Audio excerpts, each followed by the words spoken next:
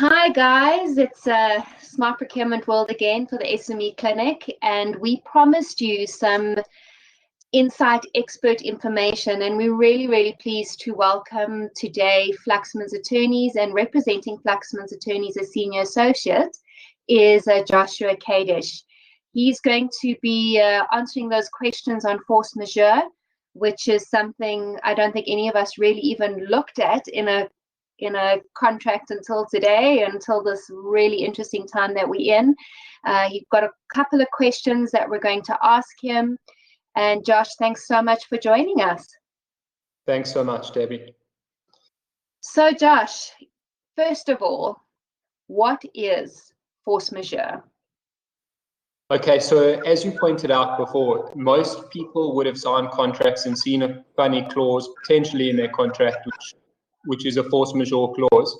You normally gloss over it because you think, how often could there be a riot or world war, or could there actually be some sort of event which would trigger this? But obviously we're in uncharted waters at the moment with COVID-19 and the lockdown, so this has become very relevant.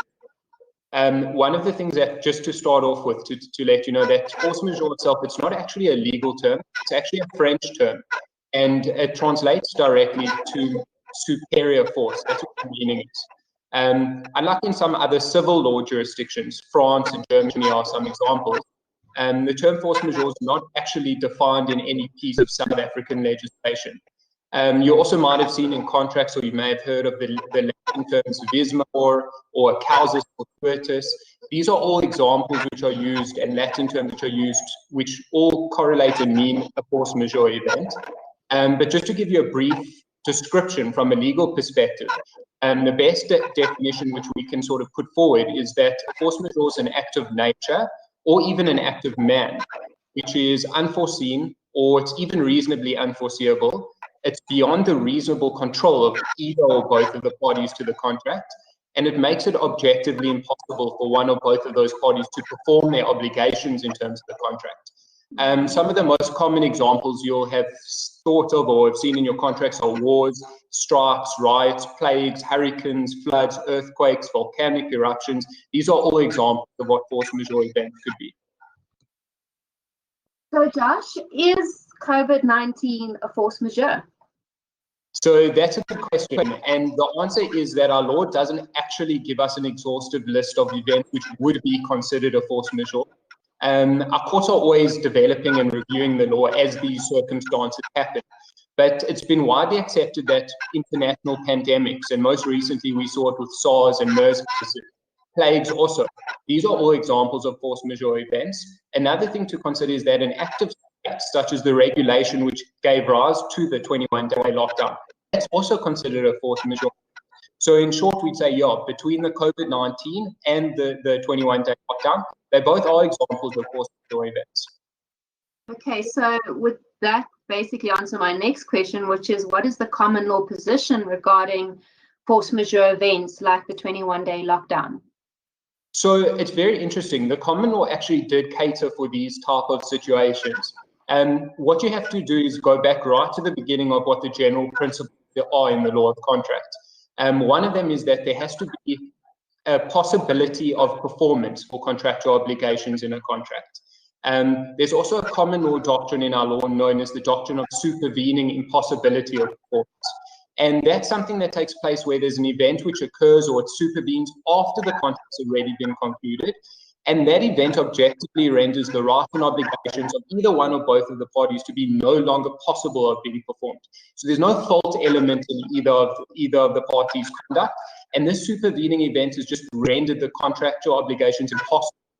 The law is quite strict though, so it doesn't allow this in all circumstances, and they've sort of put down a list of some of their elements. Through developing all the different case laws and the most seminal cases, we've come up with sort of like a list of elements which we believe need to be there for you to rely on this doctrine of supervening impossibility. And just briefly to tell you, these are that the event that took place, it must render the obligations objectively impossible. So there must be some sort of objective and reasonable approach, and it must be objectively impossible. The impossibility must be absolute. So it mustn't just be probably impossible or relatively impossible. And it also must have been unavoidable by a reasonable person in the circumstances.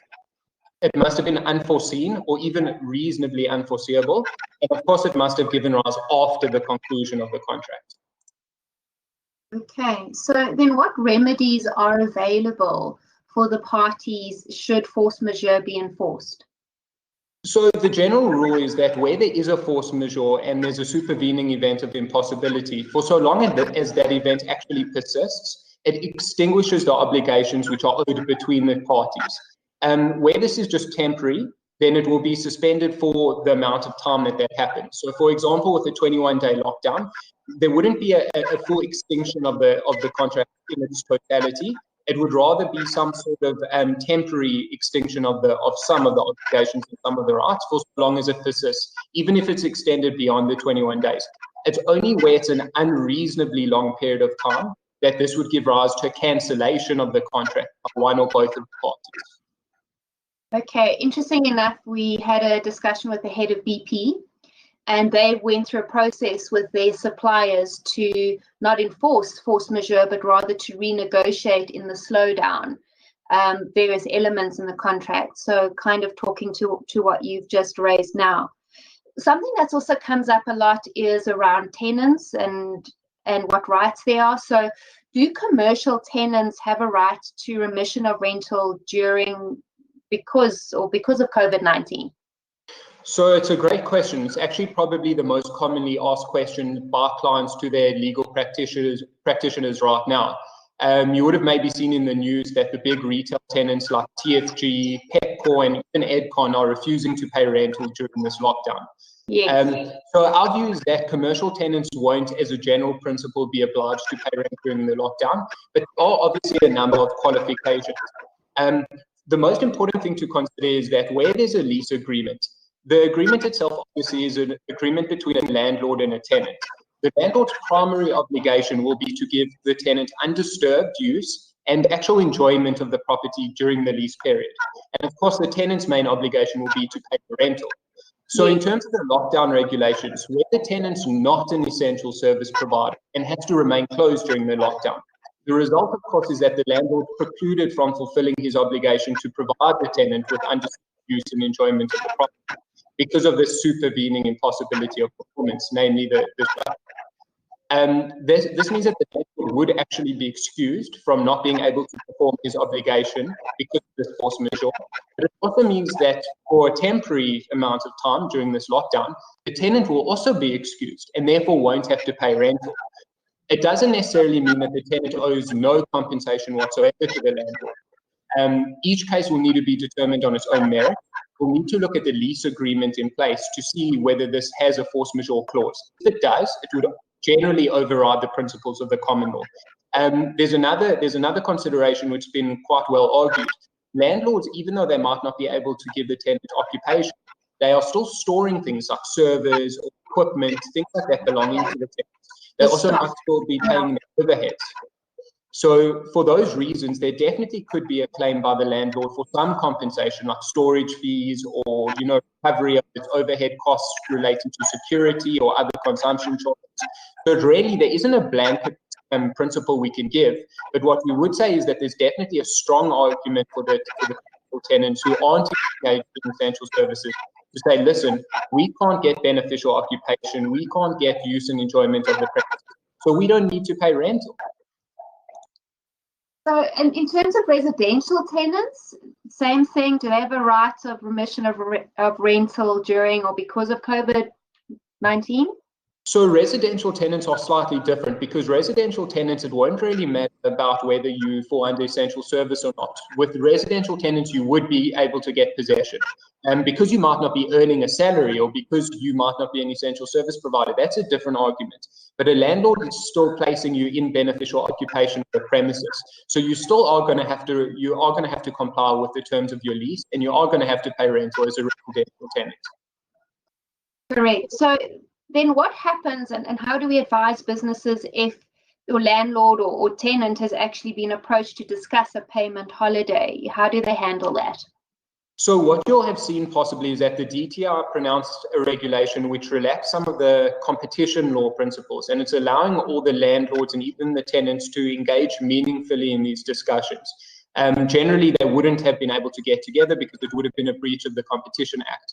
But the general approach is that we recommend even to our clients, you do approach your landlord if you are a tenant, and even if you're a landlord, you approach your tenant and you have a commercial discussion about what should take place. These are difficult and uncharted times for everyone. So most of the time, in 90% of cases where there's a relationship between the tenant and the landlord, you can come up with something like some sort of rental holiday, some form of remission, some compensation for maybe storage costs, and you can really negotiate a commercial agreement. Maybe you extend the term of your lease by a few months, and therefore you can get a remission of your rental for this month. So really, we would say that's the best way, because nobody wants to spend the money of going to court. And we don't know what the courts will decide. We might have this view, but nobody knows for sure yet what the courts will determine. So we would say that's the number one thing that you should do. You should engage your landlord or your tenant, and you look to come to some sort of amicable resolution to this. It's definitely speaking to what a lot of our discussion has been around communication, clients, debtors, creditors, and rather have an amicable understanding in this time than, as you say, going the legal route. Tell me, a lot of companies have lost a lot of money very quickly. And the question is asked, do they still need to pay their creditors? So, yes, unfortunately, it's been very difficult. And, you know, what I would say is for each one of your contracts, what you need to do is scrutinize the actual agreement. That's your first step. So where you have a creditor, irrespective of whether your creditor is a landlord or if they're a supplier or anything else like that, you need to look at what the agreement was in place. Is there a force majeure clause in that contract? If the answer is yes, you should be guided by that force majeure contract. And I would then advise you engage with your legal practitioner to read that and give you a definitive answer whether yes, this COVID-19 as well as the shutdown would trigger that clause, and what your rights and remedies are under that clause.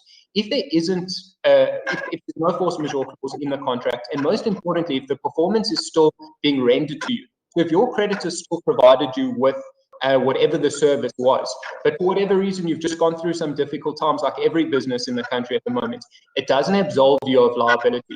You might receive some sympathy from your creditor. You should maybe engage them anyway, because with most creditors, the last thing they want is to see you go insolvent. But at the end of the day, just because you've gone through some commercial difficulty, COVID-19 and the shutdown is no different to any sort of economic difficulty you face.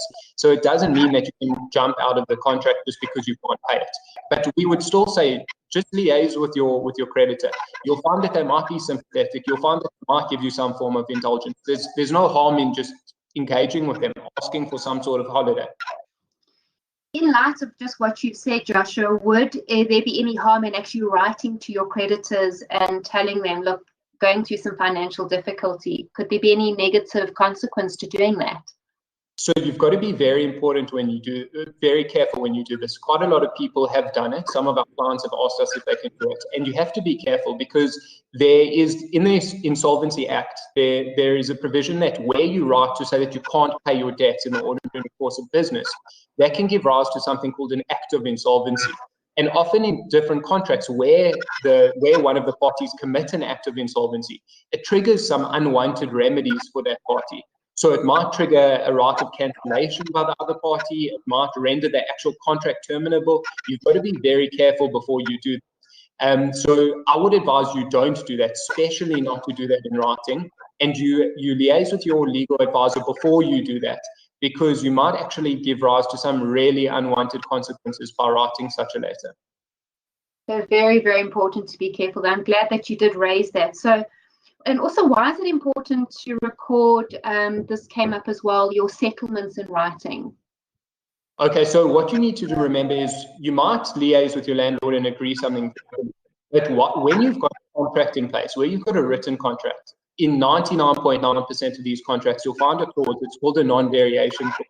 What it will say is that you can't have any alteration or variation of the contract unless you put that in writing and both parties sign it. So where you have a settlement, you need to make sure that you pen that in some sort of amending agreement or some sort of, agreement where you guys where you guys record this, you sign it, and you make sure that it's there to override the provisions of the original agreement. If you don't have that, you really could be negating your right to later claim that for the settlement. So it's very, very important that a lawyer assists you with this. You might want to liaise with your creditors or your landlord before you come to your attorney. But once you've reached an agreement in principle, it's very, very important that your attorney puts this in writing in some form of settlement agreement to make sure that it's actually recorded, that you can pull that up if there's ever a court case or any sort of disagreement between the parties in future. Fantastic. So the point is put everything in writing, but not if you're going through financial difficulty. Correct. Which is a very important point. Exactly. So, Joshua, I think I think our time is up now. We could really keep going on with a lot of questions. We'll also invite our followers and audience to ask any questions. Flaxmans will be joining us a couple of more times. We're really, really glad that they are giving back and sharing this kind of insights and just protecting businesses at this time. Don't go into knee-jerk reactions. I think carefully and make sure, as we're hearing from Flaxmans, make sure you go to a legal advisor like them. Make sure that you're not just doing something blindly, because it could have long-term consequence. And I hope we've demystified force majeure a bit for businesses today. Joshua, thank you so much. Is there anything else you'd like as a parting shot? Thanks so much. I would just say, before you do anything, liaise with your creditors, come up with some sort of commercial agreement, and then please make sure that your legal advisor checks it before you sign anything or put it in writing to make sure it represents what was actually discussed and what the true settlement between the parties is. Correct. Thank you so much. And I think the only thing that makes this a bit more bearable is everyone's going through it. So I definitely see that there's a lot more openness to negotiating and contracts, which possibly wouldn't happen in other situations. So that makes it a little bit more bearable. Thanks, Joshua.